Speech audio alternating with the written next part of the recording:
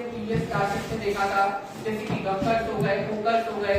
आप लोग ने क्लास 9 में यरकुला स्टाइल के बारे में, कोराचास के बारे में पढ़ा, संथल्स एंड मुर्गन्स के बारे में पढ़ा होगा, बोन्स के बारे में, अर्मोन्स के बारे में। तो ये चीज जब आपको ध्यान रखनी है। हम एक मिसअंडरस्टैंडिंग पा लेते हैं जब हम ट्राइबल्स की बात करते हैं कि एक होमोजेनियस ग्रुप मानते हैं कि ट्राइब्स मतलब एक होमोजेनियस है, लेकिन क्या ये सच में होमोजेनियस है, एक जैसे है?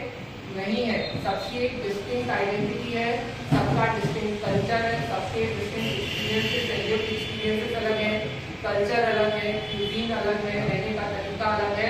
ये हमें ध्यान रखना है कि जो ट्राइबल कम्युनिटीज है हमारे देश में, they are not one distinct, they are not homogeneous group। इनकी आइडेंटिटी कैसी है?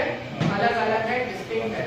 तो ट्राइबल कम्युनिटीज जो है, आप ब्रिटिश टाइम से देखिएगा कि बहुत सारे प्रॉब्लम्स ट्राइबल कम्युनिटीज ने फेस किए। माना जाता है, हिस्टोरिकली ये माना जाता है कि जो ट्राइबल्स का घर है वो कहाँ है? फॉरेस्ट है।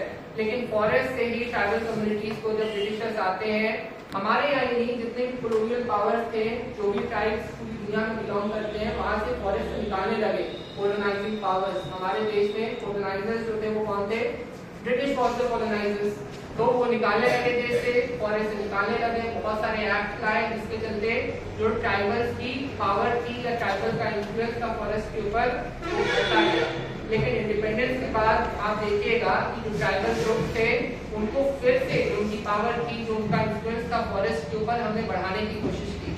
दो फॉरेस्ट पॉलिसीज आई हमारे यहाँ, एक 1952 की पॉलिसी है और एक 1988 की पॉलिसी है। 1952 की पॉलिसी में एक्सप्लिसिटली लिखा है, गवर्नमेंट के द्वारा लिखा गया है, government of India ministry of forest के द्वारा, कि tribals are a distinct, are a part of forest and forest cannot exist without the cooperation of tribal people। forest जो exist नहीं कर सकता है किसके cooperation के बिना?